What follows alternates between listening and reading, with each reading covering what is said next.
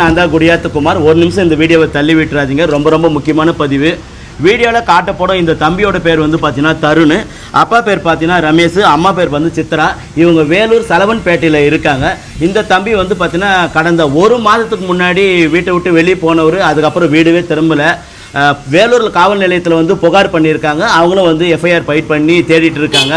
So social மீடியாவில் நம்மளும் கொஞ்சம் இந்த வீடியோவை ஷேர் பண்ணி அந்த தம்பியை வந்து இவங்க பெற்றோர்கிட்ட ஒப்படைக்கணும். ஒரு மாதமாக காணாமல் இவங்க ரொம்ப கவலையாக இருக்காங்க. உறவினர் வீட்டிலே தேடி இருக்காங்க, நண்பர் வீட்டிலே தேடி இருக்காங்க, எங்கேயுமே கிடைக்கல.